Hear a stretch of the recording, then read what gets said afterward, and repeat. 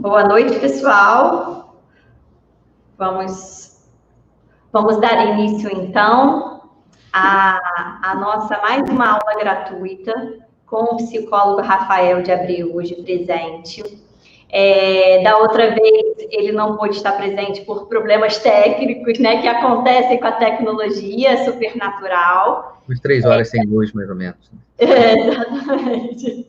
Você hoje ficou assim, né? Não pode faltar luz hoje, não pode. E então, o Rafael muito brilhantemente atendeu a gente prontamente ao nosso convite. E eu sempre honro muito essas pessoas, porque eu tenho certeza que o nosso universo ele gira exatamente dessa maneira, né? Trocando informações, unindo forças, conhecimento, e alinhando aí, então, cada área de atuação de cada profissional para levar até vocês, né, o maior conhecimento possível e vocês também trocarem isso com a gente.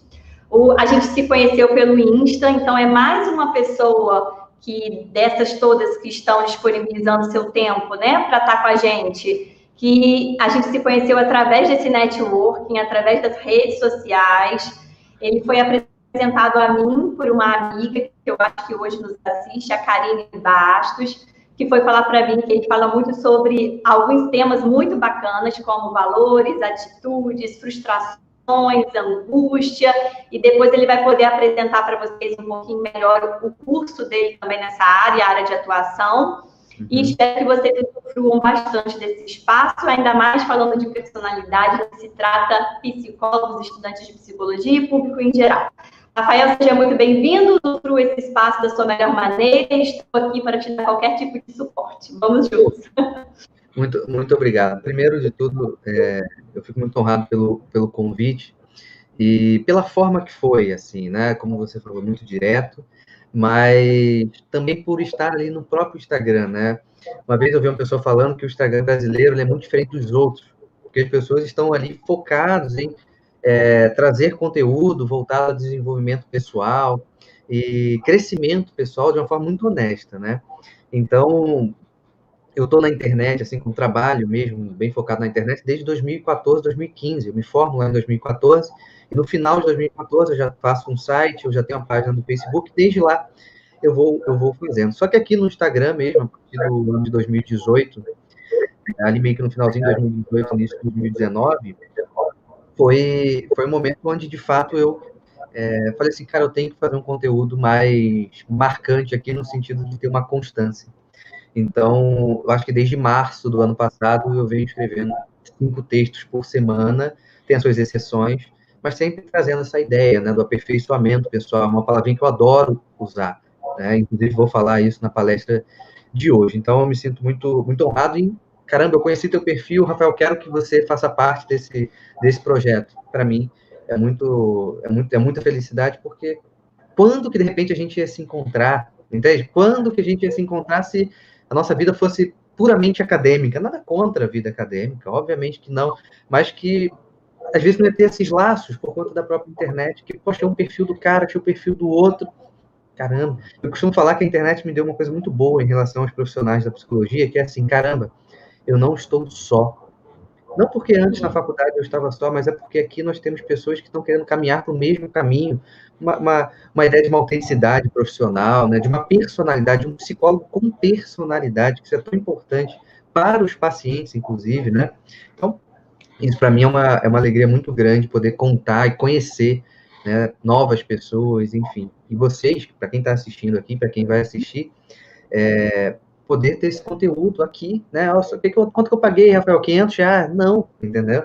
Me cadastrei ali, tenho direito a isso. Para quem for visitar o meu perfil, tem lá conteúdo todo dia, entende? Então, esse é um processo muito, muito legal, muito legal. Então, mais para o final, eu falo outras coisas no qual eu trabalho, nos cursos que eu dou aqui. Eu quero entrar logo no nosso tema. Posso entrar aqui? Claro, fica à vontade. E assim, foi bacana você ter falado sobre isso, porque exatamente do universo acadêmico, às vezes as pessoas ficam muito presas, achando que só nesse espaço é que a gente obtém essa troca, né? E aí ficam, às vezes, ainda tem uma certa resistência com esse mundo da internet. Enfim, é filtro e seleção como a gente faz para tudo na vida. A gente também, na internet, a gente tem que selecionar os conteúdos, né? E tudo de acordo com o nosso também interesse, com os nossos objetivos. E se você também segue alguém que, às vezes, é completamente com pensamento oposto às outras pessoas, está tudo bem também, porque são gostos, são preferências, e às vezes aquilo ali está sendo útil, e o que é útil a gente toca para frente. Sim, sim. E é o que eu costumo sempre falar aqui, né? Lá na minha página, a ideia da palestra também vem por esse ponto, que assim, a minha grande preocupação quando a gente fala de psicologia e psicólogos é o quanto que a gente vai oferecer isso para as pessoas que realmente precisam. Sim. Entende? Por isso que eu adoro a academia, mas eu gosto do mundo real. E a academia não necessariamente é o mundo real, né? Então, esse é um ponto importante. Mas vamos lá, vamos bater um papo aqui, vamos caminhar nesse assunto tão importante que é o sofrimento, que eu adoro falar sobre essa movimentação em relação ao sofrimento, em relação às dores, porque uma vida adulta é uma vida que tem dores e que a gente precisa aproveitar. Mas vamos lá. Primeiro que eu nem tive, eu acho que a busca do tema foi uma coisa até, eu não lembro se a gente parou mais de 30 segundos para resolver o tema dessa palestra, inclusive, eu acho que foi uma coisa muito, muito rápida, né? E vamos lá, lidando com o sofrimento através do desenvolvimento da personalidade. Claro, eu quero focar aqui, obviamente, em psicólogos, estudantes de psicologia, certo? Por quê? Porque um psicólogo sem personalidade vai ser um psicólogo meio inútil no contato com as pessoas. Até porque as personalidades, elas se chocam, ou pelo menos deveriam se chocar. Não no sentido ruim da coisa, ok? Mas no sentido ali saudável. A personalidade do fulano me impacta. Então, lidar com ele é algo bom, certo? Então, o primeiro ponto que eu quero trazer para vocês aqui é a ideia do alvo e da meta. Por isso que eu até botei uma fotinha aí do alvo, que é o seguinte. Para onde vai o conteúdo que você se relaciona? Por que eu falo isso? Eu quero dar uma experiência muito pessoal da minha trajetória na faculdade, que não necessariamente foi ou vai ser de cada um de vocês aqui. A gente ouviu muitas vezes na faculdade a ideia de que a gente, como psicólogo, tem ali um saber, certo? Digamos que dentro da hierarquia, dentro do consultório, nós estamos em primeiro lugar justamente porque a gente tem um saber, e nesse saber a gente vai oferecer, de alguma forma, aí dentro das técnicas, dentro de cada teoria, esse saber para encostar naquele paciente, naquele cliente que pede ajuda. Isso não é o mal, isso é uma realidade. Né? Se um paciente chega para nós e fala assim, esse cara aqui não sabe nada, não sei mais do que ele, o paciente vai levantar e vai embora, certo? Ele tem que olhar para nós com um olhar assim, poxa, esse cara, essa mulher, ela pode me ajudar. Então, estar num lugar ali, hierarquicamente, que é mais alto, não pode ser um lugar que nos ofereça, digamos assim, e a gente aceite, né, a ideia da soberba. Porque eu não falei em nenhum momento que nós somos melhores do que o nosso paciente, né? Eu falei que dentro de uma hierarquia nós estamos acima dele. Até porque eu sou um profissional no qual ele vem até mim pedir ajuda, certo? Então, quando eu falo aqui, para onde vai o conteúdo que você se relaciona, é porque, como nós temos que fazer uma autocrítica de nós, lógico, não tem que fazer uma autocrítica do vizinho, a autocrítica é uma crítica de mim mesmo, sobre a minha atuação profissional, mas principalmente da minha pessoa, de quem eu estou sendo. Porque em nenhum momento eu vou falar, por exemplo, eu faço, alguns psicólogos fazem supervisão comigo, eu falo para eles que em nenhum momento vocês podem se dividir. Eu sou um no consultório e eu sou outro no mundo real. Não, é claro que tem assuntos que podem ser falados ali, outros assuntos que não, óbvio. Mas eu sou uma pessoa só. Se eu sou uma pessoa só, eu tenho que fazer essa autocrítica para entender que tipo de pessoa eu estou sendo e o que eu tenho que mudar. Então, tudo que a gente tem contato, vamos pensar em textos, conteúdos da internet, ok? Tipo essa palestra, por exemplo. Eu tenho que assistir, eu tenho que me colocar numa posição desse conteúdo no qual ele acerte o alvo. E quem é o alvo? Eu. Esse conteúdo tem que me acertar. Porque a tendência que muitas pessoas têm é que, quando eu vejo um conteúdo desse, o sofrimento e a importância da personalidade, tal. Beleza. Já pensei no Joãozinho. Joãozinho, psicólogo muito fraco, hein? De personalidade e tal, tal, tal. Então, em nenhum momento eu olho para o espelho e faço essa autocrítica que eu estou convidando cada um de vocês para fazer. Então, esse conteúdo que vem tem que chegar e bater em mim. Quando a gente fala de sofrimento e personalidade, eu tenho que me colocar como uma pessoa que vai se autoavaliar dentro desse processo e ponto final. Depois a gente vai pensar no Joãozinho. Eu costumo usar o exemplo, eu tenho até um texto que o nome é esse, né? Você é o alvo. Que eu falo que a gente tem que acertar o alvo para depois ir para a meta. Eu tenho que acertar o alvo, que sou eu, e depois eu tenho que alcançar a meta. Qual é a meta? O outro. Então, depois que eu pego esse conteúdo me toca, esse conteúdo me transforma de alguma maneira, agora eu vou até o outro. E isso é uma coisa que a gente faz o tempo inteiro. Se a gente quer ler um livro de forma decente, a gente tem que meditar, a gente tem que anotar, a gente tem que marcar. Aquele conteúdo vai nos marcar mesmo, vai nos marcar. Cara, olha essa frase aqui, cara, isso aqui me tocou demais. Aí eu deixo isso tocar em mim. Mas se eu ficar lendo um livro, sempre pensando nesse outro, eu já me coloco num lugar como se eu já fosse autossuficiente. E esse é um problema. Não é, de novo, abandonar a hierarquia, mas é saber usar bem a hierarquia que nós temos dentro da ideia do consultório. Então, aqui a gente começa com esse questionamento. E aí, para onde vai o conteúdo? Você deixa acertar o alvo ou não?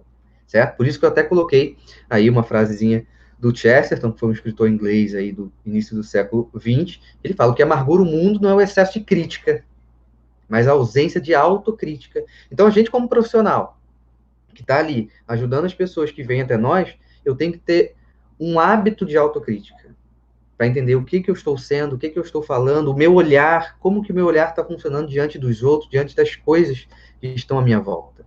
Porque, como eu falei, nós somos uma pessoa como aquela pessoa que vem pedir a nossa ajuda, certo? Então, eu não posso me colocar como um Deus, eu não posso me colocar como algo muito acima, por mais que na hierarquia eu seja, certo? Por isso que um bom rei é um rei humilde, porque ele sabe a hierarquia que ele tem, mas ele não pisa em ninguém. Então, obviamente, um psicólogo não é um rei, mas dentro da hierarquia ele tem que saber, é dever dele estar naquela hierarquia, mas ele tem que fazer isso de uma forma humilde, senão ele humilha aquele paciente. Por isso, essa importância da autocrítica, certo? Ok, então, continuando essa perspectiva da personalidade. Vamos lá. Responsabilidade do psicólogo com a própria vida. Aí vem o conteúdo que eu falei. O conteúdo toca primeiro o psicólogo como pessoa, para depois, através da personalidade dele, ser capaz de elevar o outro. Aí vem uma frase muito importante: só trazemos as pessoas até onde chegamos. Até onde eu não sei ir, como é que eu vou arrastar alguém? Por isso que esse desenvolvimento pessoal é fundamental. Por isso que a máscara de soberba, a máscara de que sabe tudo, precisa cair, tá? Ela precisa sair, porque eu preciso lutar muito pela minha vida ainda. Eu preciso crescer muito ainda. Eu preciso me desenvolver muito. Olha os meus defeitos aqui, certo? Então eu tenho que crescer ali para cada vez mais, através de uma personalidade amadurecida, eu possa necessariamente conduzir o outro. Se a gente pegar uma perspectiva meio de pai e filho, mãe e filha, é isso, né? Um pai com uma boa personalidade, ele consegue conduzir o filho. Ao contrário de um pai sem personalidade nenhuma, que quem conduz esse pai? O filho. Inverte, né? E isso não pode acontecer. Por isso que eu coloco ali humildade de reconhecer os erros e a coragem para aceitar a necessidade de aperfeiçoamento pessoal e desenvolvimento da personalidade. Não é à toa que eu tive uma experiência no nono, 10º período, que eu não sei quantos alunos tinha na sala, de repente 15 alunos, no final, bem no final da faculdade, e a cara de desespero de 90% das pessoas, que estava assim, meu Deus, eu vou me formar e agora? O que eu faço? Eu não sei o que fazer. Porque chegou até lá sem ter uma preocupação com o desenvolvimento da personalidade. Como se a psicologia fosse só um conjunto de técnicas. E que isso bastasse. Né? Daqui a pouco eu falarei sobre isso, inclusive. Então, essa humildade e essa coragem, justamente, olha, eu não sou melhor do que ninguém, eu tenho uma hierarquia que eu preciso respeitar, mas eu preciso ter essa coragem para crescer, porque eu não cheguei no meu auge, certo? Aqui tanto para os psicólogos já formados, e aqui tanto para aqueles que ainda estão estudando, né? Que eu costumo falar que quem é estudante de psicologia hoje tem uma sorte absurda, porque eu tenho de conteúdo, né? Para eles, que na nossa época não tinha, né? Era só dentro da faculdade, então é hora e agora, certo? Então esse é um ponto importante. Aqui nós temos que entrar nessa ideia, o homem dinâmico. Essa perspectiva do homem está sempre em movimento. Estamos sempre em movimento. Se estamos sempre em movimento, significa que estamos sempre escolhendo. Se a gente está sempre escolhendo, eu tenho que estar atento ao que eu estou escolhendo e por que eu estou escolhendo, certo? Então, esse é um ponto fundamental. Já porque, né, no próximo ponto, eu até coloco essa vida psíquica, ela está dirigida para o desenvolvimento e a realização das possibilidades do ser. Então, assim, quando eu me formo, eu tenho que entender que eu tenho ainda muito caminho pela frente, né? Quando eu me formo, é aí que começa, né? É aí que começa a trajetória, é aí que começa a vida e tudo mais. Então, eu tenho que ter essa preocupação, onde eu tenho que sempre me direcionar para esse desenvolvimento e realização das possibilidades do ser. Possibilidades do ser, meus amigos, ele vai além daquela ideia assim, eu quero ter a blusa tal, eu quero ter o carro X, eu quero ter a casa daquela forma. É anterior a isso. Entende? É o chamado que todos nós temos. Porque esse é um ponto. Se estamos sempre em movimento, há algo em nós que nos movimenta. E a gente pode colocar aqui uma coisa chamada alma, que de repente é pouco falada na psicologia, por mais que a psicologia seja o estudo da alma, né? Às vezes a gente acaba passando uma faculdade inteira sem ouvir a palavra da alma. E a alma, aqui, dando uma definição dentro dos moldes tomistas, ela é o princípio intrínseco de movimento do corpo. Nos movimentamos porque temos uma alma, certo? Então, se nós estamos sempre nos movimentando, tem uma tendência, digamos assim, da gente ir buscar as coisas que nos apetece, certo? Vamos ter uma inclinação para buscar aquilo que nos faz bem. Só que a gente precisa ter um desenvolvimento da personalidade para entender que bem é aquele, que grau de bem é aquele. Mas, enfim, vamos caminhando aqui, certo? Vamos caminhando, certo? Então, próximo slide aqui para a gente falar da ideia da própria personalidade, né? Na palavra grega persona significa máscara. Sentido etimológico mais profundo está vinculado à palavra personare, que significa ressoar através de. E esse ressoar através de é interessante, porque senão a gente fica numa ideia de que a personalidade é como se fosse uma questão falsa nossa, né? Uma máscara. Eu ponho a máscara para desempenhar um papel ali, né? Então, não é esse o ponto. Então, é um ponto onde a gente vai ressoar do lado de fora, né? Através dessa minha personalidade. Entende? Essa máscara não é um fingimento, certo? É a forma no qual eu me expresso. É a forma no qual eu me relaciono. A forma como os outros vão me ver e tudo mais, certo? Então, ter personalidade é inerente a cada ser humano vivente. Personalidade é algo que nós, inevitavelmente, construímos e que nos é peculiar. Então, lembra que eu falei, o homem dinâmico? Estamos sempre em movimento. Isso significa que vamos estar sempre formando a nossa personalidade. Ou deformando. Mas sempre vai ser um processo de boa alimentação ou má alimentação, certo? Então, esse é um ponto importante. Botei uma definição de pessoa ali do filósofo Boécio, que é substância individual de natureza racional, por isso que a minha personalidade é diferente da sua, a minha é diferente da minha mãe, enfim, temos absolutamente personalidades diferentes uma do outro, certo? Por mais que possa ter, obviamente, essa semelhança. Então, construímos a nossa personalidade, mas não construímos por igual, né? Não temos a mesma personalidade, ela é peculiar. Então, como eu comentei, a pessoa se manifesta através da personalidade. Se eu tenho que construir a minha personalidade, que é justamente a forma que eu vou ressoar, essa estrutura, ela continua aberta. A minha personalidade, ela não está fechada. Ela ainda é um campo necessário de possibilidades, certo? Então, esse é um bom ponto para que a gente também não entre naquela, eu sou realmente uma tragédia, né? Isso que eu estou falando, meus amigos, eu estou falando isso para psicólogos. Eu atendo psicólogos, eu tenho psicólogos que são supervisionados por mim, não só supervisão, como paciente, e eles trazem muito essa movimentação, como se eles já estivessem se fechando e tal. E não, ainda somos uma estrutura aberta. Só que, é claro, não dá para continuar vivendo, não dá para continuar se movimentando da mesma forma, certo? A gente recebe o convite para mudar a própria vida, certo? Então, esse é um ponto muito importante para que a gente entre. Então, eu trago a ideia do aperfeiçoamento como o movimento do desenvolvimento da personalidade. Então, eu vou citar, aqui é uma citação do psicólogo tomista, talvez o principal psicólogo tomista do mundo hoje, que é o professor Martim Etchevarria. Eu fui aluno dele, E ele fala o seguinte, né? A preocupação com o conhecimento e aperfeiçoamento da personalidade, se não é tão antiga como a filosofia, faz ao menos 2.500 anos que começou a desenvolver-se, não somente como esboço, mas de uma forma muito sistemática e detalhada. Como se sabe, é Sócrates quem, de modo mais consciente e preciso, começa a refletir não mais sobre o cosmos, mas sobre o homem mesmo, ainda que se possa encontrar antecedentes em outros autores. Segundo um famoso historiador da filosofia, Sócrates apresenta a cura da alma como o centro de sua mensagem ética. Isso mostra até que ponto a filosofia, em suas origens, se fazia conectada ao interesse profundo pela transformação e desenvolvimento integral do homem. Em Aristóteles, chega ao auge a concepção antiga de aperfeiçoamento da personalidade. Quando se faz história da psicologia, nos raros casos em que se a faz, começando pela antiguidade, e não no século XVIII ou XIX, pensam-se nos escritos aristotélicos de ciência natural, sobretudo no De Anima.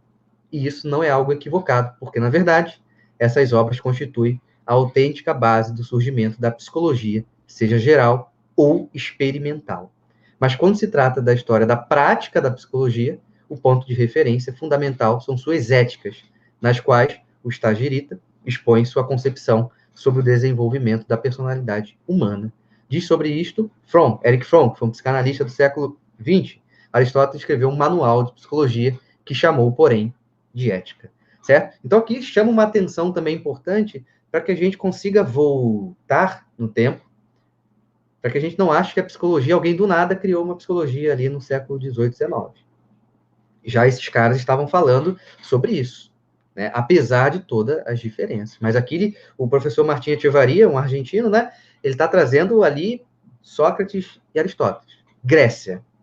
Então, é um ponto que a gente precisa entender que é uma preocupação dos grandes pensadores a ideia do aperfeiçoamento. Essa ideia de um desenvolvimento, certo? Então, esse é um ponto vital para nós. Eu quis trazer só uma perspectiva histórica aqui, que é muito importante, porque não sei se na faculdade de vocês vão dar tanta importância para esse processo anterior, né? Então, fica aqui uma dica para um estudo também futuro, né? Certo? A importância do aperfeiçoamento. Certo, somos diferentes, certo? Cada um tem sua personalidade. Mas o que nos une, então? O que nos une é o chamado. Mas que chamado é esse? O chamado ao aperfeiçoamento pessoal. Aqui está o ponto. Todos nós somos chamados ao aperfeiçoamento pessoal. Por quê?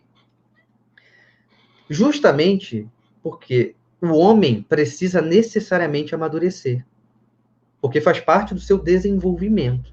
Então, aperfeiçoar-se é talvez uma palavrinha, uma frasezinha meio clichê, mas que é uma verdade, é lutar para ser a sua melhor versão.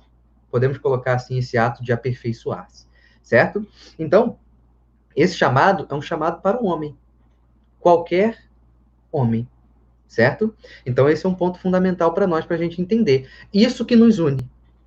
Por isso que eu vou poder conversar com um colega e perceber que ele tem uma certa dificuldade, e calma aí, mas olha, a gente tem que lutar para ser melhor. Ou até mesmo esse chamado à terapia, esse paciente que vem até nós e tem essa proposta de um aperfeiçoamento pessoal, certo? Por isso que eu coloco aí, que é até uma frase que o Echevarria coloca, que dentro da história, né, da própria psicologia, tem essa terapia com influência da linha humanista, que ela não está interessada somente nesse processo de tratamento do transtorno, né? Ele está ali preocupado em ajudar a pessoa a se conhecer melhor, em ordem a alguma finalidade. E isso é o que nós estamos vivendo, certo? Eu estou aqui, eu tenho que sustentar, calma, eu tenho que segurar essa situação que está todo mundo em casa agora, tá? E aí? Como que eu posso me aperfeiçoar dentro desse contexto? Como que eu posso me aperfeiçoar dentro dessa circunstância que eu vivo? Certo? Por isso que a psicoterapia, muitas das vezes, pode ser entendida como essa pedagogia moral, certo? É claro, meus amigos, que talvez ouvir a palavra moral dentro da psicologia possa causar um pouco de arrepios, até porque a gente foi bem doutrinado em algum aspecto dentro da faculdade para ter arrepios com certas palavras. Mas, quando a gente fala de uma pedagogia moral, a gente está falando que o mundo não é relativo, que nem tudo é relativo, que existem coisas objetivas, que existem coisas que de fato são como são. Existe o bem, existe o mal, existe a cura, existe a doença, certo? Então, se a gente relativizar tudo, a gente está fazendo um mau serviço, aí, claro, estou dando minha opinião, a gente está dando um mau serviço para a divulgação do próprio trabalho como psicólogo. Porque tem uma psicóloga chilena chamada Zelmira Seligman, que ela fala que o paciente, quando entra no consultório, ela fala que ele procura uma coisa, a verdade. Então, se eu já me relaciono mal com a verdade, se eu já não me interesso por ela, tipo, como é que eu vou divulgar? Como é que eu vou alcançar o outro se eu estou sempre, de novo, como eu estou falando, nós vamos chegar até os pacientes. Como é que eu vou chegar até ele se eu sou um cara que desisto dessa perspectiva da verdade? Então, essa pedagogia moral é nesse sentido, que, olha, nós precisamos caminhar para um aperfeiçoamento. Eu, como psicólogo, preciso caminhar para um aperfeiçoamento meu como pessoa. E por isso que eu volto lá no início, essa perspectiva e importância da autocrítica. Porque se não tivesse autocrítica, de novo, eu já cheguei no auge. Eu sou o maior psicólogo do Brasil. Eu sou um gênio incompreendido da psicologia. Porque eu sou um gênio, só as pessoas que não me reconhecem. Né? Eu vou virar ali o rei da universidade. Só que, de novo, somos chamados a atuar na realidade. Então é esse o processo. Somos chamados, temos esse chamado do aperfeiçoamento pessoal. Rafael, mas o mundo não é perfeito. Exatamente. Não há uma perfeição aqui. Exatamente. Não falei. O chamado ao aperfeiçoamento pessoal, não falei em nenhum momento que você será perfeito aqui. Mas que você tem esse compromisso contigo de melhorar-se, de crescer, até onde der. Certo? E isso, obviamente, vai aparecer no processo de sofrimento. Certo? Mas vamos lá. Barreiras que impedem, então, o desenvolvimento da personalidade. Então vamos lá. Melhorar o ser humano versus aceitação incondicional de quem estou sendo. Aí vem um problema. As pessoas adoram se fechar e dar uma conclusão, que acaba sendo uma conclusão até meio, quase como uma preguiça, né? Não, eu sou assim mesmo e ponto final. De novo, meus amigos, nós somos um profissional de psicologia, psicólogos, e a gente se fecha de uma maneira tão simplória, é óbvio que a gente vai atrapalhar essa movimentação de uma personalidade mais robusta. Então, assim, eu tenho esse chamado do aperfeiçoamento, que é melhorar o ser humano. Eu tenho que melhorar quem eu sou. Então, para melhorar quem eu sou, eu não posso ter uma aceitação incondicional de quem eu estou sendo. Eu tenho uma aceitação porque eu sei que está tendo. Mas olha só, eu aceito esse meu defeito aqui no sentido que eu já estou olhando para ele, procurando táticas e técnicas para eliminar. Então, voltamos à dinâmica do homem. Estamos sempre em movimento. Então, ou eu aceito aquilo que eu sou e fico sendo assim, fico me movimentando dessa forma, ou eu caminho nessa ideia de que, olha, eu tenho que crescer, eu tenho que me lapidar, e é assim que cada vez mais eu vou crescendo como profissional. Uma vez eu vi de um professor que ele falava que psicólogo era igual vinho, né? Que quanto mais o tempo passa, melhor ele fica. Mas aí eu falei para ele, mas tem que saber guardar o vinho, né? Porque pode ser que ele deixe ele guardado lá e fique uma porcaria. Tem que jogar fora. Então, a gente tem que também cair, não cair nessa ideia que o tempo vai passar e eu vou melhorar necessariamente. Como se eu não tivesse nenhuma responsabilidade diante da minha própria vida. Né? O tempo passou, vai ter uma possibilidade de me dar experiência. Mas o quanto que eu pego isso? O quanto que eu assumo a responsabilidade da minha vida? Né? Então, esse é um ponto importante. Então, esse melhorar tem que ser a base. Outra barreira são as más definições. Como eu falei, o tempo vai melhorar. É uma má definição. Quem falou que o tempo vai melhorar? É uma regra absoluta? Não é. Depende de mim. Então, más definições de conceitos tão importantes para o meu desenvolvimento, né? Como eu falei, o que é bom, o que é ruim, porque senão a gente entra numa perspectiva, que eu vou falar daqui a pouco, que é assim, não, mas para mim é bom. Mas para você é bom e o fruto é ruim? Então, como assim para você é bom? É que você está acostumado com isso. Você está habituado a uma má movimentação. É um hábito ruim, é um vício. Então, isso pede movimentação, lapidação, certo? Então, entra nesse processo. E o processo principal aqui, que isso eu costumo trazer, Gesiane, para os meus pacientes, inclusive. Primeira coisa que eu falo para eles é assim, vamos começar um processo de psico-reeducação, ponto. Por quê? Porque nós já fomos educados. E mal educados. Só que essa fala, não é para que a gente olhe para o passado e aponte alguém que foi responsável pela minha má educação. Não. É só para que a gente tenha acesso à realidade, pô. Minha mãe tinha as limitações tal, conseguiu fazer o que ela lutou para me educar bem, fez o que ela pôde. Eu percebo que tem umas lacunas, mas hoje eu, como um adulto, eu assumo essa responsabilidade. E não culpo o passado. A gente não pode ser psicólogo que está traumatizado com coisas tão básicas assim, né? Não dá para atender ninguém dessa forma. É igual aquela ideia, né, que as pessoas entram na faculdade de psicologia para curar o problema. Não. A gente não pode ser esse tipo de profissional que entrou na faculdade para se curar. Quem quer resolver seus problemas vai procurar terapia, certo? Então, de novo, voltamos à ideia de movimentação, do profissional como um cara que está em constante evolução. Aqui, meus amigos, não é uma constante atualização do trabalho. Não é decorar o DSM-4, depois o 5, depois o 6, depois o 7. Não é esse o ponto. Entende? É uma constante atualização de quem ele é. Eu não sou bom ainda. Eu preciso ser melhor. Eu preciso crescer. Qual é a minha falha? Entende? É por isso que é aquela ideia da pedagogia moral que eu aplico a mim. Entende? Que eu aplico a mim. Então, quando a gente fala da psicoeducação, é essa. Tem os seus desafios. Aceitar a imperfeição. Aceitar no sentido, eu tenho uma imperfeição. Várias. Eu aceito no sentido que eu tenho ela, mas que eu tenho que lutar contra ela. Assumir a responsabilidade no presente. Chega de muleta. Chega de colocar culpa em lugares que não estão. Certo? Porque eu tenho que assumir essa responsabilidade. Eu tenho uma liberdade no meu momento presente para escolher A, B ou C, por exemplo. Então, eu tenho que assumir isso. E o desafio que atrapalha um pouco essa ideia da psicoeducação é o subjetivismo, o relativismo e o deusamento do eu. A ideia aqui, meus amigos, não tem nada contra a subjetividade. O problema é quando a gente coloca essa subjetividade no centro da personalidade da pessoa. Olha como é que fica louco isso. Se a personalidade é essa forma como eu me expresso, se eu me expresso de uma forma subjetiva, como que eu vou me relacionar com as coisas? Como que eu vou me relacionar com a realidade? Como que eu vou me relacionar com as pessoas? A subjetividade não pode ser o centro da minha personalidade. E às vezes eu tenho a impressão que criaram uma adoração perpétua à subjetividade. Que ela virou o maior valor do ser humano. Só que a gente esqueceu que tem uma realidade objetiva que nos pede coisa objetiva. A Gisele me chamou para uma palestra, isso é objetivo, pô, isso não é subjetivo. E a minha subjetividade nem entra aqui, de uma certa forma. Porque eu tenho que montar uma palestra, eu tenho que dar uma palestra, tudo bem objetivo. Imagina se eu falo assim, não, vou começar a chorar aqui, meus amigos. Aí todo mundo vai comentar, pô, não tem cabimento. Ou alguém vai falar assim, não, mas subjetividade dele ali, né? Vamos aceitar. Mas o que foi objetivamente? A nossa vida nos pede coisa objetiva. E a gente tem que ter essa coragem para enfrentar. De novo, não é uma luta contra a subjetividade, não é isso. É só a gente tentar encontrar um lugar mais saudável para ela, e não sendo o protagonista da nossa vida, certo? Relativismo, já que tudo é subjetivo, eu vou criar o relativismo.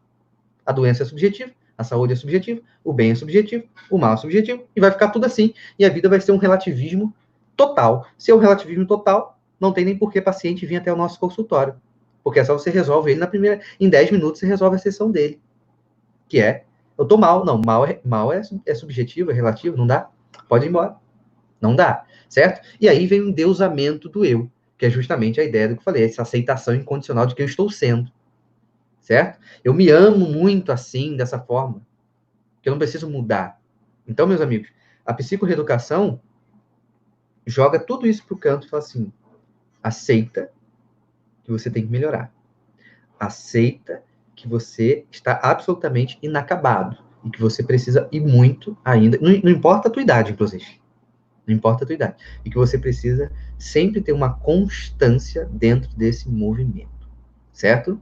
Então, essas seriam 3 barreiras que impedem o desenvolvimento da personalidade, porque atrapalham ali essa reeducação da pessoa. Outro ponto, aprisionamento na esfera infantil ou na adolescência. Qual seria a esfera infantil?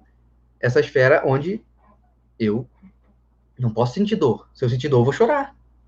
Não dá. Se eu tenho um sofrimento, não dá. Não posso ter sofrimento. Por isso que eu até coloco embaixo. A dor como algo imerecido. Eu não mereço dor. A grande pergunta que eu faço é, por que você não merece o sofrimento? Eu quero que você me dê uma explicação, de fato. Por que você não merece e o outro merece? Por que a vida tem as dores? É uma parte da realidade. certo? Então, aprisionamento na parte infantil, a gente tem que pegar aquela imagem da criança que chora no supermercado, ok? Eu não quero, não aceito, eu vou rolar no chão do supermercado, vou chorar, espernear, porque eu não aceito a coisa como elas estão.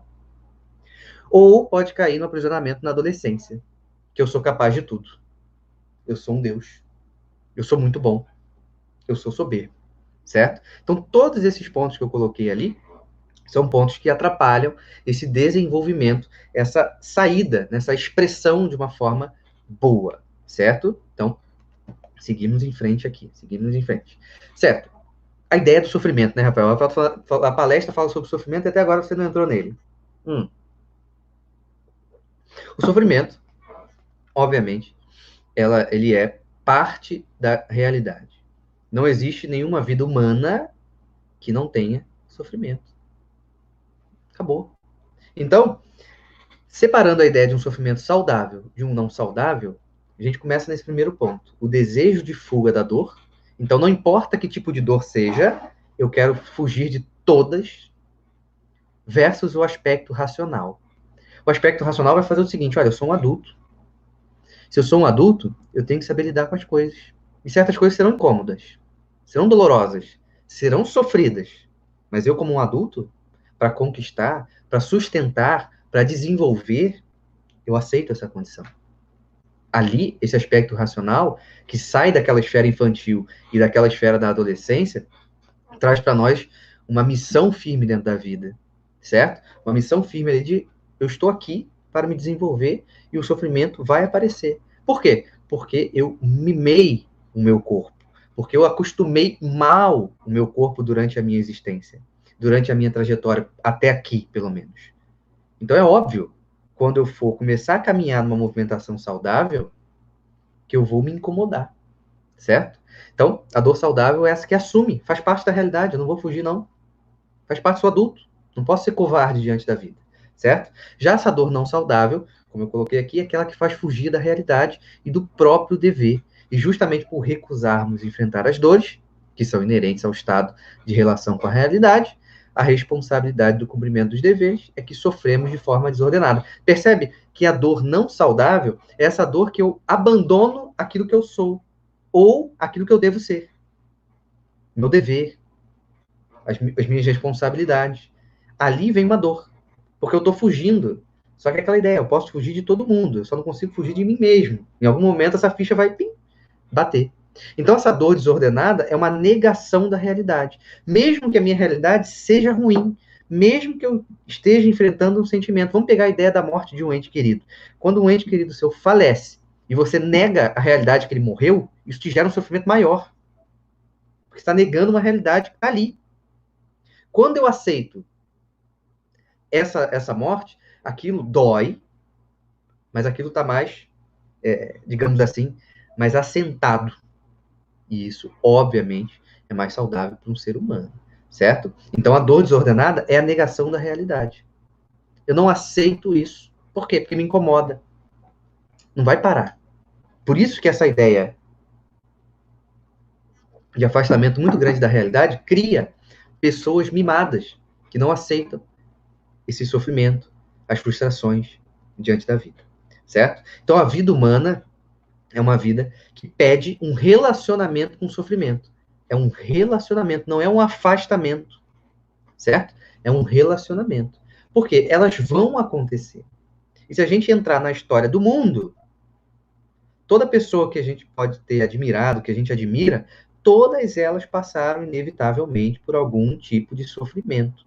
E talvez isso que a gente admire. Eu vou usar uma citação, por exemplo, do Frankl aqui, para quem conhece a logoterapia, para quem conhece um pouquinho da vida dele, muitas das pessoas, nossa, que homem, né? Que história. Não preciso gostar da logoterapia, mas a história do Frankl é impressionante. Olha o sofrimento que ele teve, olha as circunstâncias que ele passou.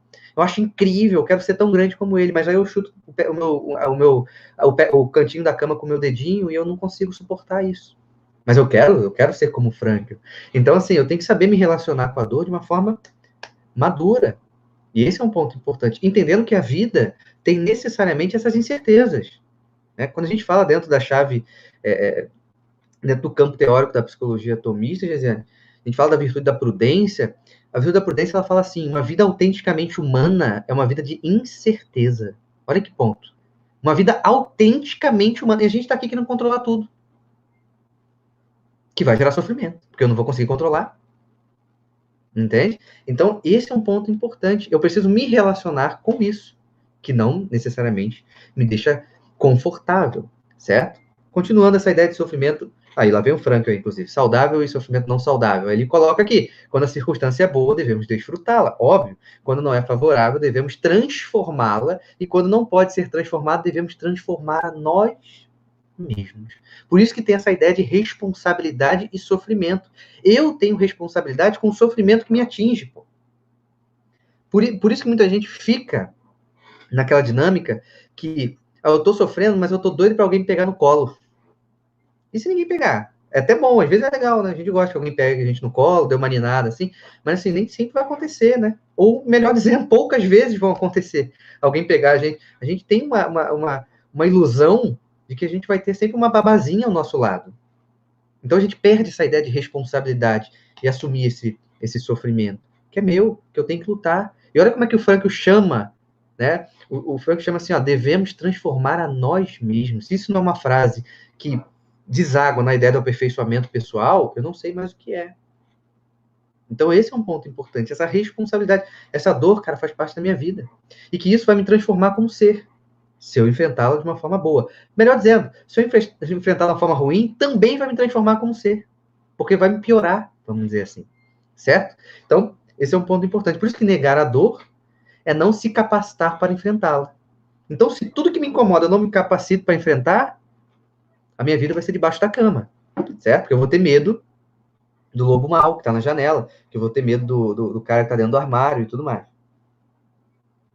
Então, tenho que aceitar essa dor para que eu necessariamente consiga enfrentá-la e consiga encontrar os meios possíveis para isso. A vida é luta, gente. A vida é luta.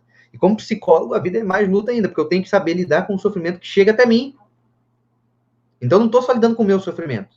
Eu estou lidando com o sofrimento dos outros. Que é aquela pessoa que vai passar, de repente, 1 hora contando uma vida trágica para você. E você vai ter que ouvir, absorver aquilo dali da melhor forma possível e retornar até ela. Né, com bons caminhos, etc, etc, etc.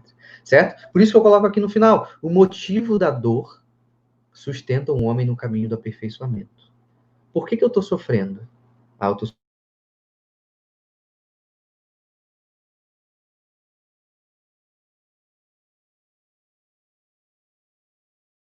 Travou? Voltou? Voltou. Tá me ouvindo, Gisele? É que tinha ficado tudo preto aqui, mas voltou.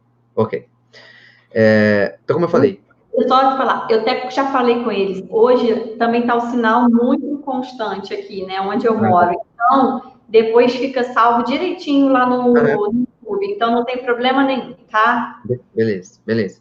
Então, como eu falei, o motivo da dor sustenta o homem no caminho do aperfeiçoamento. Lembrando, o chamado do homem é o aperfeiçoamento pessoal. Beleza. Então, de novo, um ente querido meu veio a falecer. É uma dor. O motivo dessa dor é esse. Um ente querido meu veio a falecer. É uma pessoa que eu amo. Eu não esperava que ele morresse. Eu queria que ele vivesse mais 20 anos aqui. Ele é o motivo da minha dor. Certo? Saber sustentar nessa dor e não fugir, sustenta a pessoa no caminho do crescimento. Porque ela vai ter que digerir aquela dor. Ela vai ter que entender que a realidade é essa. Ela vai ter que se movimentar de uma outra forma e tudo mais. Por isso que um luto bem enfrentado nos transforma positivamente. Né? Nos transforma positivamente. Então, esse é um ponto importante, tá? Certo, vamos lá, continuando aqui. Ótimo. Vamos lá, terminei falando que sustenta ali, né? Então, o amor e o sofrimento. O sofrer ordenadamente, então, passa por uma vida efetiva no amor. Não é afetiva no amor. Por quê? O amor aqui vai ser entendido como o ato mais livre do homem. Certo? Porque ninguém coage ninguém a amar ou deixar de amar. Rafael, me dá um exemplo disso. Uma mãe que ama o filho, que acabou de nascer, pode estar super cansada e o filho chora 2h35 da manhã. E ela tentou dormir meia-noite.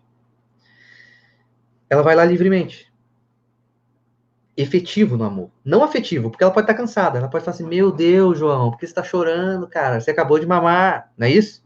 A parte afetiva dela não pode estar não tão boa naquele momento, mas ela vai efetivamente ela faz o movimento que tem que fazer, certo? Por isso que eu trago essa ideia do amor como um ato efetivo dentro da realidade, certo? Efetivo. Para a gente sair da esfera de que o amor é um sentimentozinho e que se eu não tiver sentimentozinho, eu não faço, certo? Então aqui não, olha, o amor é um ato livre, firme, certo? Eu até coloco ali efetivo versus afetivo. É só para dar uma diferenciada, mas a ideia é que o amor seja afetivo e efetivo. Mas nem sempre ele será afetivo. Porque as nossas emoções, elas podem estar diferentes naquele momento. Eu posso estar cansado, eu posso estar estressado e tal, mas eu vou ter que continuar sendo efetivo. Por isso que eu chamo, quando eu convido vocês para o aperfeiçoamento pessoal, não estou falando para ser prazeroso, não. Mas eu estou falando que tem que ser efetivo dentro dele. Porque se vencer, em 90% dos casos, não é afetivamente gostoso. Porque a gente olha para nós e fala assim, meu Deus, olha isso, olha a preguiça desse cabra aí, cara. E esse cabra sou eu, pô. Esse é o problema, esse cabra sou eu. E eu tenho que vencer. Entende? Outro ponto, eu estou falando do sofrimento e o valor, mas não podemos cair no engano da adoração ao sofrimento. Não é isso. Não é uma adoração. Eu não busco o sofrimento de propósito. Claro que não. O sofrimento, ele vai bater em mim. Ele vai bater em mim. Então não é eu vou dar uma chicotada nas costas porque eu estou sentindo pouca dor. Não é esse o ponto. Não é uma questão masoquista, de modo algum. É uma questão de que o sofrimento é inerente à vida humana, eu vou sofrer, eu vou ter tristezas, eu vou ter frustrações, e eu tenho que ser efetivo no amor para sustentar. Certo? Então esse é um ponto importante. Então por isso eu coloco embaixo, crescimento humano e sacrifício. Porque o desenvolvimento da personalidade, no modo positivo, certo? Para desenvolvermos uma boa personalidade, só vem a partir do movimento de sacrificar-se. Por quê? Porque eu fui mal educado, porque eu me mimo o tempo inteiro, eu só quero me dar prazer, porque eu acho que eu mereço, porque eu acho que eu sou um rei, que eu mereço isso o tempo inteiro.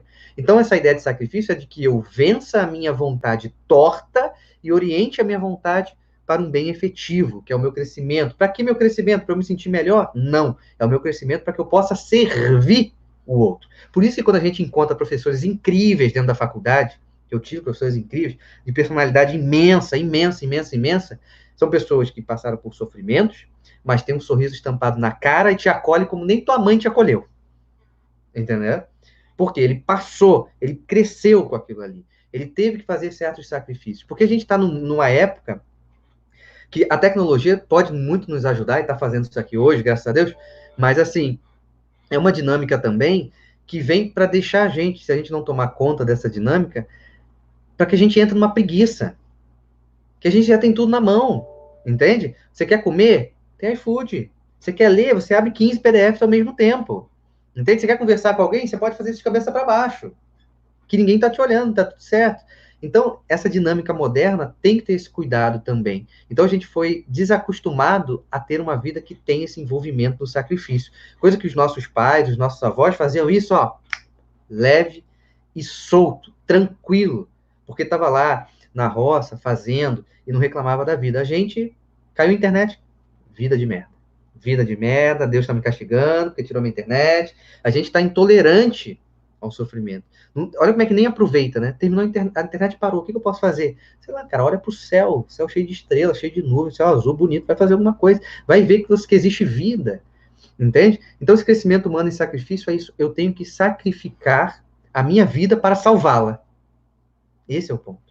Então, assim, se eu penso aqui como psicólogo, vocês não vão estudar e, de repente, vão perder noites estudando, vão virar noite, vão deixar de sair, não vão fazer isso. Vocês não estão sacrificando a própria vida para se tornar um bom profissional. É isso, um sacrifício, cara. Entende? Só que esse sacrifício, ele não para só em mim, porque eu me formo para desaguar no outro. Eu cresço para desaguar no outro, não para que eu não me relacione. A vida é contato, somos dinâmicos, somos seres sociais, certo? Então, hoje eu trouxe uma virtude, falei da prudência lá rapidamente, mas eu trouxe uma virtude que é importante aqui a gente comentar quando a gente fala da perspectiva do sofrimento, tá? Antes, o que é a virtude? A virtude, dentro da perspectiva de uma psicologia tomista, ela é uma disposição interna de querer ser bom. ok? Disposição interna de querer ser bom. Então, isso significa que ela é mais do que fazer atos bons, ok? Por quê? Porque uma pessoa má consegue fazer atos bons. Uma pessoa má não quer ser bom, ok? Entendeu? Certo? Então, esse é um ponto importante. Virtude, disposição interna de querer ser bom. É um hábito operativo bom. É aquilo que eu faço várias vezes, até virar um hábito, que é bom. Ao contrário da virtude, é o vício, que é o hábito operativo ruim. Então, como eu falei, é além de só praticar atos bons. Eu vou praticar atos bons porque eu quero ser efetivamente bom. Entendido aqui como formador da nossa personalidade. Se a nossa personalidade está ali, na minha forma de expressar, da minha forma de escolher as coisas, então, quanto mais eu escolho de um modo bom, mais essa minha personalidade, se eu escolho através das virtudes, mais a minha personalidade vai sendo bem formada. Por isso que a gente não olha para um bebê e quando ele sai da maternidade, a gente olha para ele e fala assim, meu Deus, que personalidade incrível, né? Não, porque ele acabou de nascer, ainda está ali no inicinho da vida dele. Então, a gente vai começar a perceber isso na medida das escolhas que ele vai fazendo, que passa por uma personalidade forte, uma personalidade fraca. Então, a virtude da fortaleza, ela tem como finalidade alcançar um bem que é difícil de se alcançar. Por isso que eu estou falando aqui a ideia de sofrimento e personalidade, porque, meus amigos, desenvolver a personalidade não é algo fácil, não. Quando eu falo desenvolver saudavelmente, isso custa. Então, é um bem difícil de se alcançar. Por isso que eu preciso dessa virtude da fortaleza, que me dá essa resistência para sofrer sensivelmente para alcançar esse desenvolvimento da personalidade. Entende? Então, eu vou sofrer para me desenvolver. Não tem outra regra, meus amigos. Vai ter o sofrimento para o crescimento.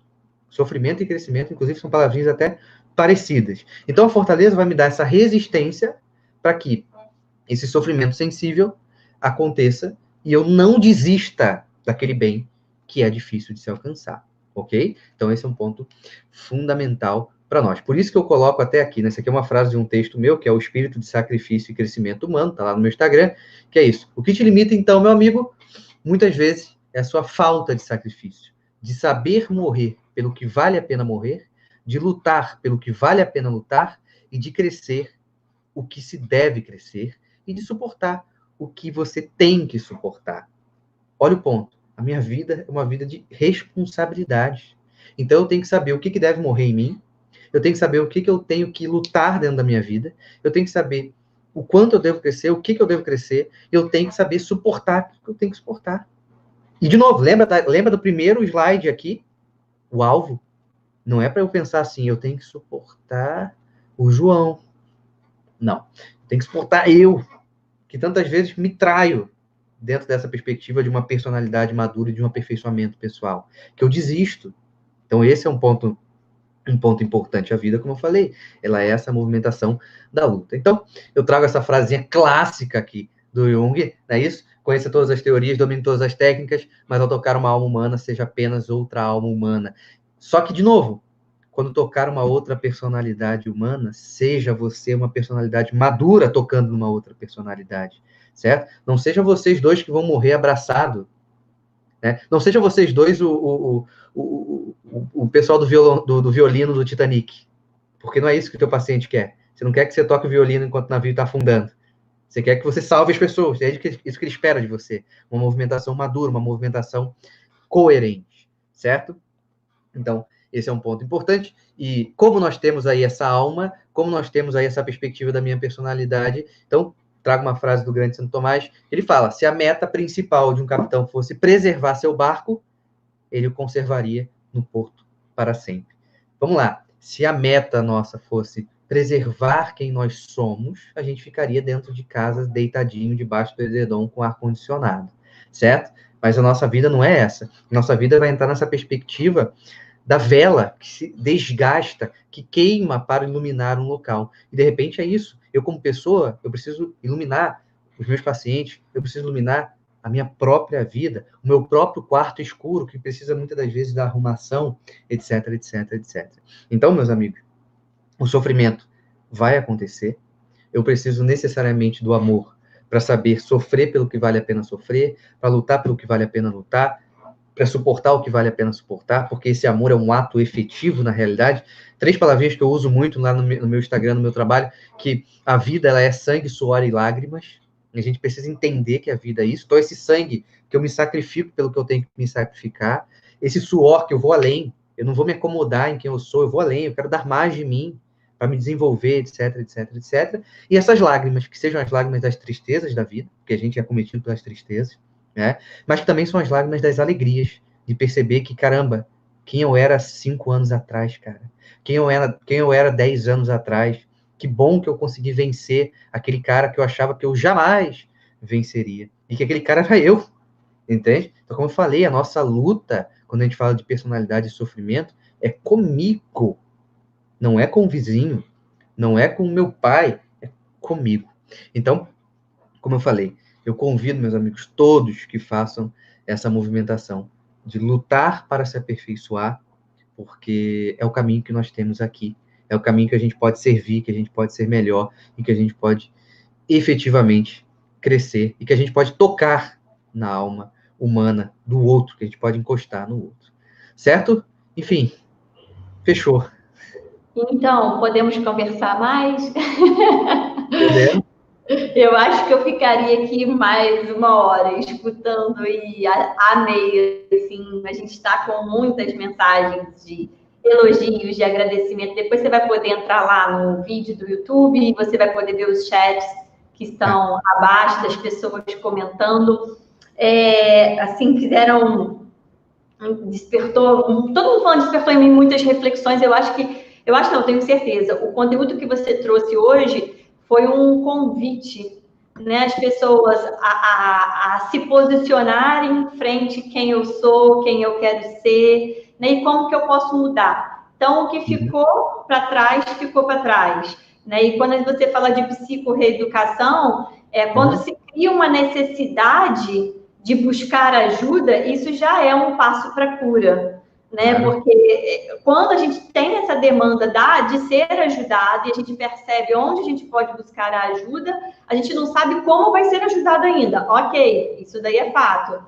Porém, eu preciso da ajuda, é o primeiro passo para a cura. Então, assim, eu fui anotando vários pontos principais, porque esses pontos me fizeram refletir sobre várias situações, e acho muito bacana quando você cita a questão do espaço acadêmico, porque é exatamente desse jeito. Quando a gente encontra um professor acolhedor, um professor que nos dá suporte, um professor que tem um sorriso no rosto, que nos acolhe, significa dizer que essa pessoa já evoluiu para outro patamar, para outro degrau da vida, né? E não está ainda preso a esses DRs, essas titulações que são mega importantes, inclusive eu tenho, mas quem me conhece sabe que eu não uso de nada disso para, enfim, para promover a minha imagem. Acho isso daí, o que compõe a gente é a base, né? O conhecimento, é a busca por esse conhecimento e por esse crescimento que você tanto falou, né, ao longo desse tempo. E tem essa ideia também do quanto que uma personalidade madura pode nos mudar. Não a nossa, mas do outro também. Né? Quando a gente encontra esse professor ou professora que é gigante, que tem essa personalidade muito grande, é isso. Inclusive, isso é muito falado por alguns psicólogos que eu conheço, que é isso, cara, o que ajuda um paciente lá dentro é a tua personalidade. Sim, perfeito. E assim, tudo vai se encaixando, né? Você citou o Vitor Frankl, a gente teve uma aula anterior de um outro professor, o professor Luiz Antônio, que falou sobre crenças e sentido de vida, e aí ele trouxe muito a história do Vitor Frankl para a gente, contou brilhantemente, e hoje você traz isso dentro de uma proposta de desenvolvimento de personalidade, dentro de uma proposta de sentido de vida mesmo, né? De quem eu sou e quem eu quero ser. E aí, então, a Karine, até que foi que me apresentou você, ela coloca a questão de inteligência no centro da personalidade. Ela aprendeu a partir dos conteúdos que você compartilha sobre exatamente essa maturidade, sobre essa angústia que é inerente ao ser humano, que é natural do ser humano, né? O ser humano que acha que não vai sofrer, que não vai passar pela angústia, que não vai passar pelo sacrifício, está completamente enganado, né? E a gente precisa disso, como você colocou isso muito claramente. Eu tenho visto muito isso, Rafael. A gente até fez uma live esses dias, eu e a minha sócia, que hoje nos assiste, porque estava terminando de atender. E aí, a gente falou sobre isso muito no contexto que a gente está vivendo atualmente, né? Então, a gente estava utilizando os grupos das mães, dos pais, né? Nessa busca dos filhos aprenderem online. A gente está numa situação de imposição, a gente não tem nessa frente essa situação, você tem escolha, você sempre tem escolha. A escolha é aprender online ou não aprender, né? Deixar que com o tempo isso se aconteça de alguma outra forma. E aí, o questionamento que a gente fez foi, né? Quando você vai para um grupo e você coloca a sua angústia, tá muito difícil, não estou conseguindo, essa angústia é sua ou do seu filho, porque a gente reproduz a birra. Eu poderia dizer assim, a birra de velho, né? Que você falou sobre isso, né? Que é a falta desse crescimento, dessa evolução. Então, a gente também tem que todo momento parar para refletir, né? O que a gente está reproduzindo? E entra a psico-reeducação que você falou, porque ficou aprendido lá atrás desse jeito, que funcionava de alguma maneira. Mas hoje, numa outra posição funciona, né? E qual o sentido que isso faz para a sua vida? Então, muito bacana quando você abre esse parênteses. Não botei aqui se a gente tivesse... o pessoal está querendo que você fale do seu Instagram, do seu trabalho, divulgue. E é isso, a pergunta que fizeram fora. Então, eu botei no slide aqui o meu arroba, não sei se vocês conseguem ver que é isso, @psi.Rafael de Abreu. E só fazendo esse comentário que você falou de mães aí, eu estava fazendo uma live esses dias, falando sobre essa dinâmica aí do isolamento e tal. E aí eu falo assim, e essas mães que vêm, que não sabem o que fazer com o filho? Eu falei, mas eu não entendi. Vocês tiveram um filho com o objetivo de colocá-lo na escola? Esse é o objetivo de você ter uma criança? Entende? Tipo, esse não é o objetivo, certo? Mas, enfim. E outro ponto que eu convido vocês, assim, quem não me conhece, entre lá, porque tem muito texto. Os 10 ou 11 últimos textos que estão no feed, todos eles estão voltados para essa dinâmica que a gente está vivendo. Todos. Né? Então, tem um controle, mas tem um texto lá que é chamado A Terapêutica do Isolamento. Né? E eu, no meu trabalho, eu vou dar um bastidor aqui, eu faço as minhas artes, eu escolho a imagem, eu monto aquilo ali. Então, quando eu monto aquilo ali, eu quero que aquilo ali converse com o texto que eu estou escrevendo, certo? Então, na terapêutica do isolamento, tem uma imagem de uma janela, o cara olhando na janela, e eu botei um baú de tesouro abaixo dele.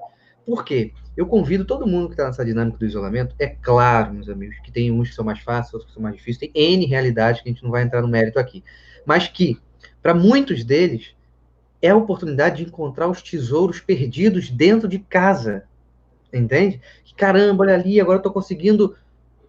Por exemplo, eu não sei se dá para ver aqui, deixa eu ver aqui, não vai dar. Dá para ver ali? Ó, tá ali. Tem um violoncelo ali, cara, que eu peguei, eu faço aula. Eu vou trazer isso aqui, cara, talvez seja o momento de eu começar a praticar mais, já que eu não tenho tanto tempo antes e tudo mais. Beleza. Pô, eu tô descobrindo que eu gosto muito disso, eu tô descobrindo que eu posso ler com mais calma, eu tô descobrindo que eu posso cozinhar, eu vou ter uma oportunidade dentro da vida. Só que a gente fica o quê? É como você falou, você pode estudar online ou não estudar. Você pode procurar o tesouro ou você pode ficar reclamando. Como eu falei, a dinâmica do Belo, Gisele, cara, eu acordo de manhã, eu moro em Santa Catarina, eu moro em Barra Velha, Santa Catarina, e assim, os últimos dias aqui, tipo, tem cada sol incrível, que eu até brinco, falei, caramba, parece que tá querendo puxar o pessoal pra rua, mas para um pouco, olha ali na varanda, olha pro céu, pega um pouco de sol, entende? Vai fazendo essa movimentação, a vida continua. Como eu falei, o céu ainda tá bonito, cara. Entende? O sol vai nascer, as estrelas no céu, os passarinhos estão... A vida continua. É um momento delicado, mas que eu tenho que achar esses tesouros para me desenvolver. A vida não parou. O aperfeiçoamento pessoal não parou porque estamos agora em casa. Ele continua. Né? E estamos tendo ferramentas riquíssimas para isso, né? Que nunca imaginávamos ter dentro da nossa comodidade, assim, pensando, né? Como teríamos tantas aulas. Você, acho que é a 11ª, né, aula que a gente está tendo aqui. Então, assim, nós tivemos materiais riquíssimos aqui. E que, de repente, não teríamos essa oportunidade numa outra situação, numa outra circunstância. Bem, Rafael, acho que foi isso. Né, muito, imensamente grata, muito obrigada pela sua disponibilidade.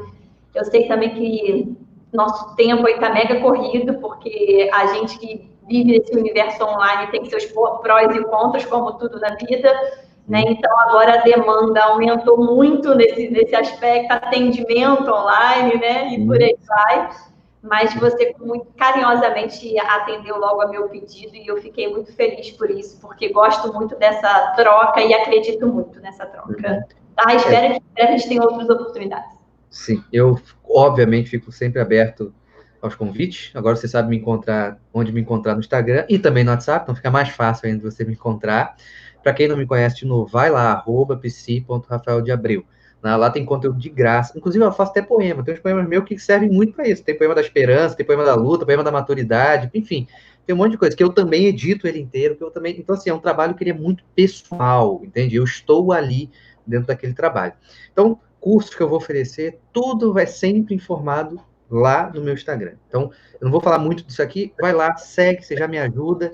Eventualmente faço mais lives. Atualmente, Gisele, eu estou fazendo uma live só para bater papo. Porque a gente já está falando de muito assunto sério. Então, a gente vai ficar 1 hora só conversando de qualquer coisa. Ah, assistiu o filme? Assisti. A gente também precisa dessa conversa meio jogada fora, entre aspas. Então, mas, enfim, eu vou parar aqui, senão também fico 1 hora aqui falando a mais. Enfim. Então, assim, eu quero agradecer muito o convite. Espero que todo mundo tenha gostado. Obviamente, Rafael, posso entrar em contato com você? Claro que pode, eu respondo todo mundo e tudo mais. Enfim, fico aí. Fico ansioso aí pelo nosso próximo bate-papo aí, que espero que seja em breve. Combinado? Tchau, Rafael. Obrigada, querido, mais uma vez. Bom, tchau, tchau. Agora eu